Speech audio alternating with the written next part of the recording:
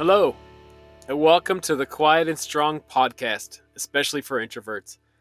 I'm your host, David Hall, and creator of quietandstrong.com. It's a weekly podcast dedicated to understanding the strengths and needs of introverts. Introversion is not something to fix, but something to be embraced. Normally, we air each episode on Monday mornings. Be sure to subscribe. We all need connection. Introverts, extroverts. It's just going to look different between introverts and extroverts, and that's fine. It's not right or wrong, but you need to understand what you need. And of course, part of connection is conversation. And as introverts, sometimes we might have many great thoughts and ideas, but they don't easily turn into words.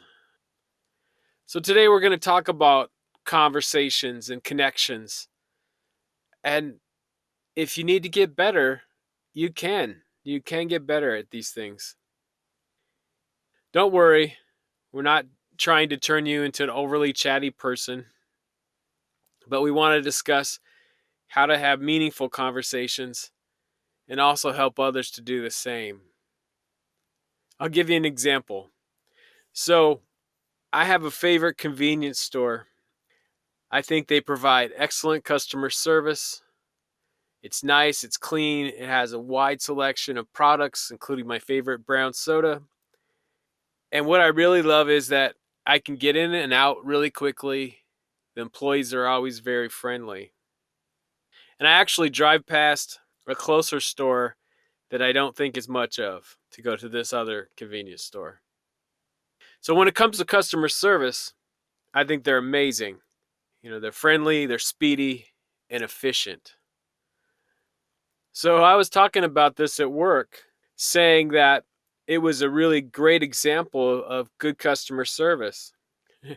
And then I thought it was funny because an extroverted colleague didn't agree. She said that this particular store made her feel too rushed, and she wanted to feel more of a connection. More connection, I thought. As an introvert, that seemed kind of funny. I don't enjoy small talk, and definitely prefer deeper conversations. I love the friendliness of the store employees, but I'm not planning on any long-term relationship.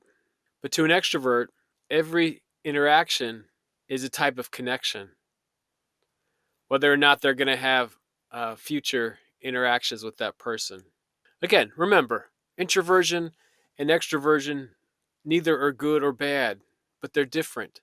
And it's really helpful to understand the differences. And you want to be able to have those conversations that you need to have, but it's not going to make you an extrovert. And you won't necessarily want to have small talk with everybody that you meet. But you can get better at small talk and have it when you need to or want to. So, again, sometimes we need a little help with having conversations. And I think back many years ago, I had the chance to go to Blarney Castle in beautiful Ireland. Blarney Castle is the home of the legendary Blarney Stone. According to the legend, whoever kisses the Blarney Stone is gifted with eloquence and persuasiveness, also referred to as the gift of gab. The gift of gab was something I did not have. So, hey, wouldn't it be great?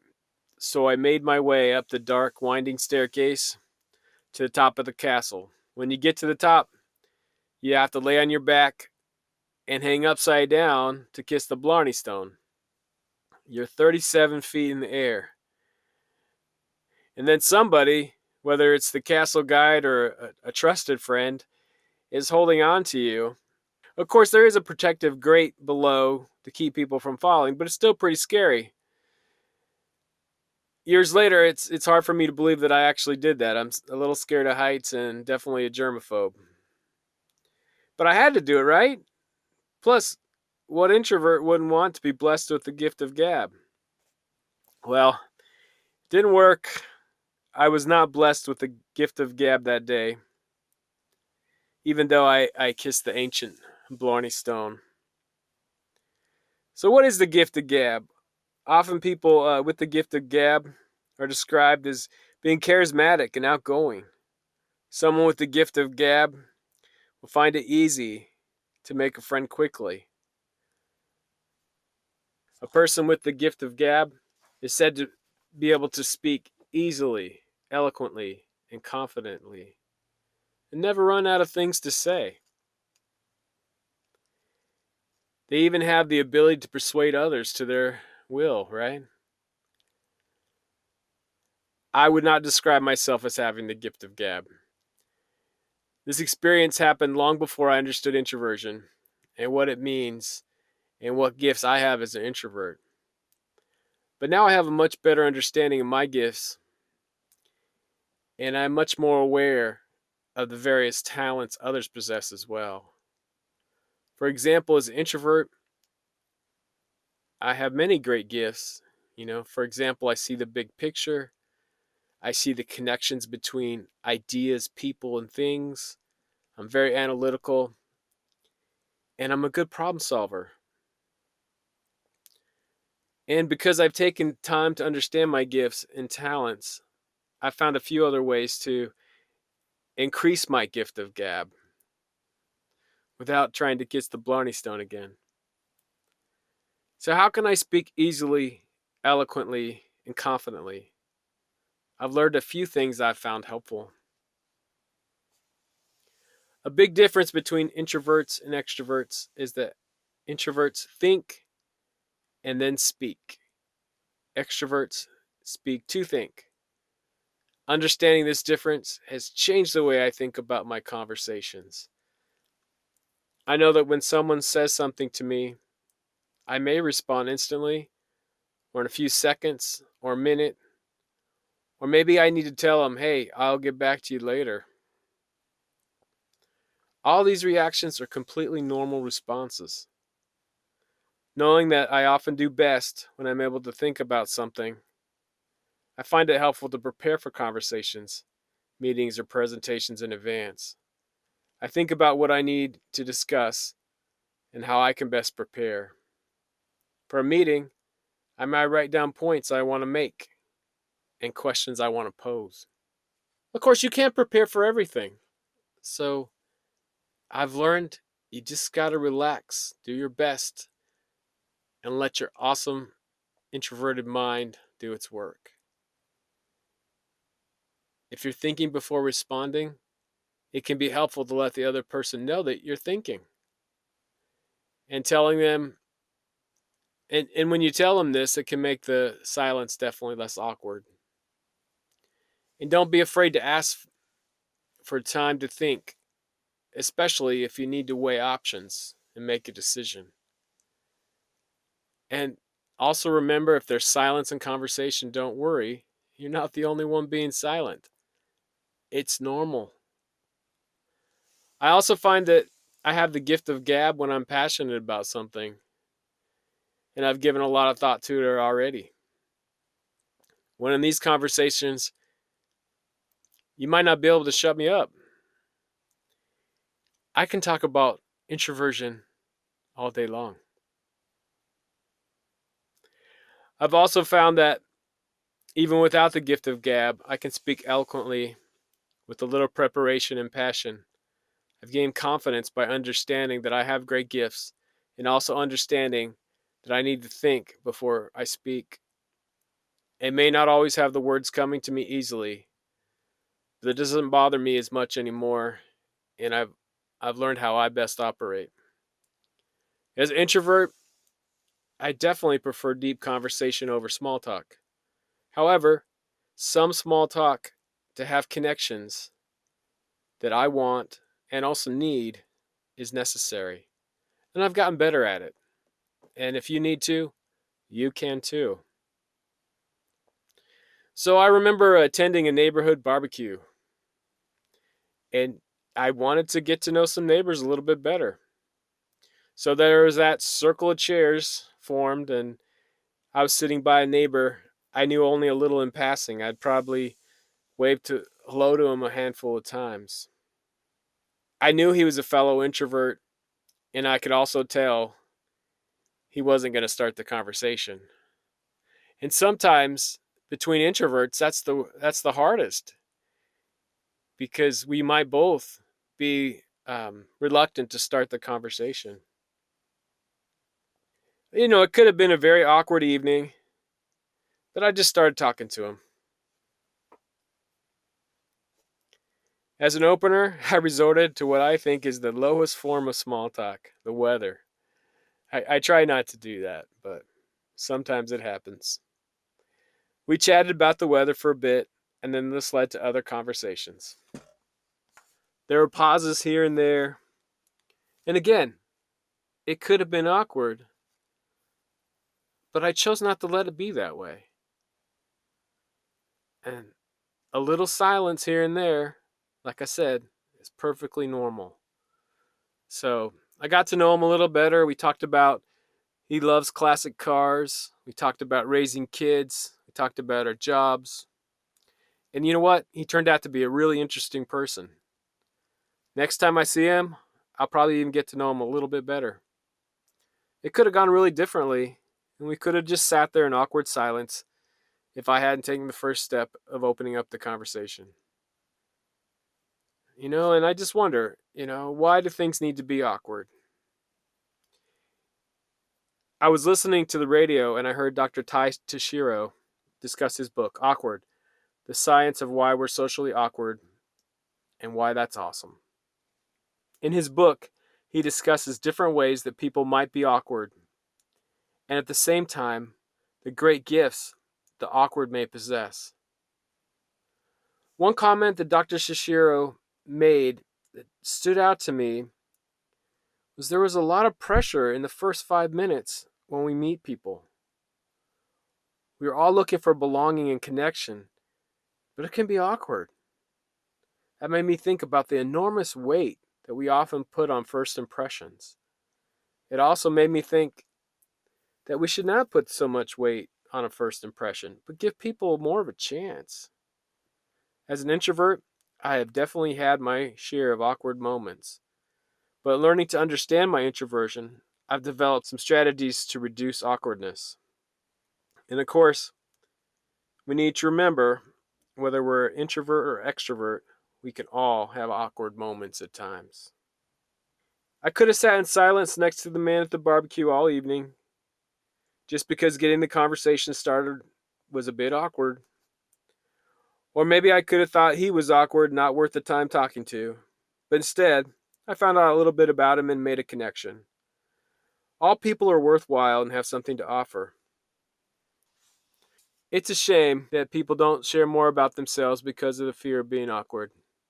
Others may not take the time to get to know the awkward person or get past the beginnings of an awkward situation because of a poor first impression. And of course, I'm not saying that all introverts are awkward. Being an introvert doesn't make you awkward, but a lack of understanding your introversion can make you feel awkward at times. I've spent my share of time feeling awkward over the years, but I've realized that by better knowing myself and gaining insight into my own needs and gifts, I can greatly alleviate awkward situations for myself and others. Again, not all introverts are alike, but if I've come to an understanding of my introversion, I've developed some strategies to stop feeling awkward. And you can too. As an introvert, I naturally spend more time in my thoughts, and I'm not always in tune with my surroundings. This can produce feelings of anxiety as you try to navigate new situations and places, because you may need to spend more time processing externally than you usually do.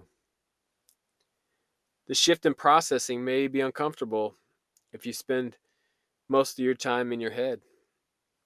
I manage this by trying to arrive early, slow down, and remember that most people don't like unfamiliar situations. And, if someone does see me lost in thought, in the past, it's definitely made me feel awkward. But now I just acknowledge it. Hey, I'm lost in thought. As introverts, we usually think before we speak. When I didn't understand that about myself, I could get run over by those that talk in order to think, and felt awkward. I felt less than adequate in these situations, and my self confidence waned. But by understanding how I operate, I've come to accept this trait. Now I let people know when I'm thinking, and I take the time that I need. I've also learned to prepare for certain conversations, meetings, or presentations ahead of time so that I don't always have to take that much time to think on the spot. In conversations where I'm the expert, I've already spent so much time thinking that my words do come out more freely. But when I'm in situations where I have to pause to think, I've learned just to relax, let my thoughts do their work. Because introverts think before they speak, often they do prefer to communicate in writing rather than speaking. Think about the next interaction. Is an in person meeting the best, or an email, or a phone call, or a Zoom call? What's most appropriate? Maybe the email is the right thing, and the in person meeting or Zoom meeting will be likely to feel awkward. Every situation is different. Again, plan ahead of time. Sometimes social interaction can be draining for an introvert. You may you need to get to know what drains you and how you best recharge. When you know this, you can plan accordingly. Introverts function best with some time alone each day. Understand this and don't apologize or feel awkward about it. Explain how you work best. It's like, hey, I just need a few minutes to relax. I'll be right back. So when you're feeling drained in an event, a short walk may be the recharge you need. So don't put too much pressure on yourself to stay till the end. Recharge and time alone are normal and nothing to feel awkward about. I've never enjoyed talking about the price of gas or the weather, and I've often avoided this small talk altogether. In the past, I did find myself in a small group or one on one with a person I didn't know well, and I found because I wasn't interested in the conversation, I didn't really have anything to say, and I felt awkward. Others thought I was quiet, and I thought I was quiet. I've learned that in building relationships, you do have to start somewhere, and that small talk may be the necessary gateway to get to those deeper discussions that you want to have. I have gotten better at small talk, but I also accept that I'm never going to be the master of it. I've learned not to worry about awkward silences, and, you know, if it's silent, you're not the only one not talking. Also, I want to build relationships, but no, I'll never be as talkative as some of my extroverted friends. But remember to relax, seek the conversations I want and need to have. And just remember, we can all be awkward from time to time. And if you have an awkward moment or encounter, often it helps just to acknowledge it and maybe even laugh it off. And you can also help others feel less awkward. So if you're with someone that you perceive to be awkward, give them a chance. If they're being quiet, just patiently engage with them in conversation. Try to get to know them and don't put much pressure on first impressions. What are their gifts? Everybody has them. I know as introverts, a lot of us are trying to understand and learn about our own introversion, but we also have great power to turn around awkward situation for somebody else by being understanding and aware of their needs. Sometimes I hear that introverts are good listeners. Is that true? Well, I think it can be true. Some are better than others, and of course, I think we can all improve in listening. I do want to be a good listener. I want to understand others and be understood too.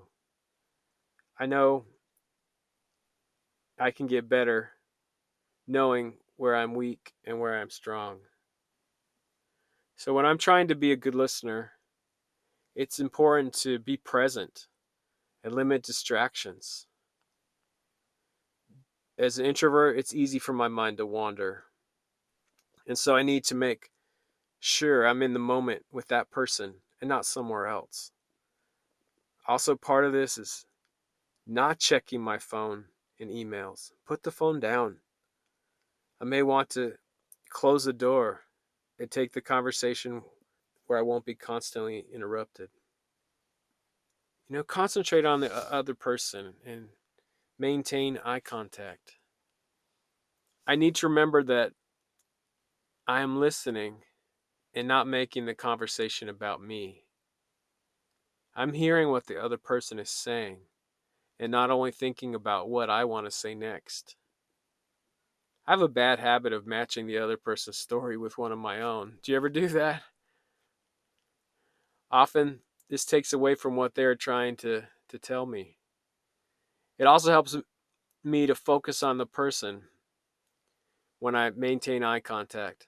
It's not a stare, but just, looking at the person regularly. Also, try not to interrupt. And this is hard for me. I'm always thinking, and as someone's talking, I think of something that, I, you know, comes up as really important for me, and I naturally want to share it. I have to be careful and let the other person feel heard and let them fully express their thoughts before I jump in.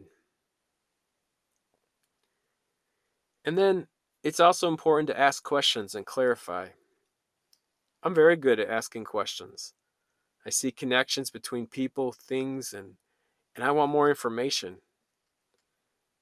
I do need to be careful, with my questions that I'm not coming off as an interrogator.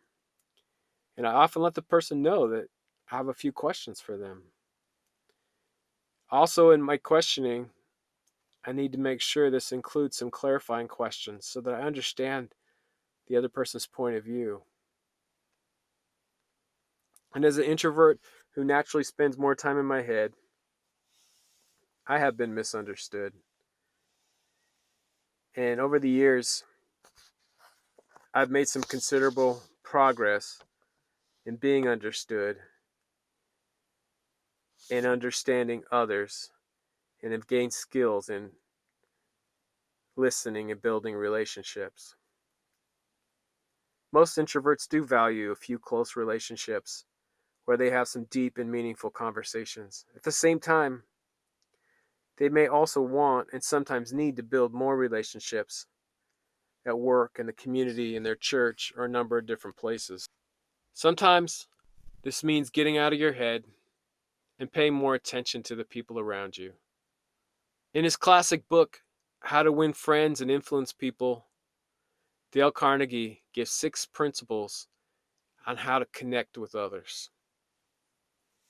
Become genuinely interested in other people. Smile.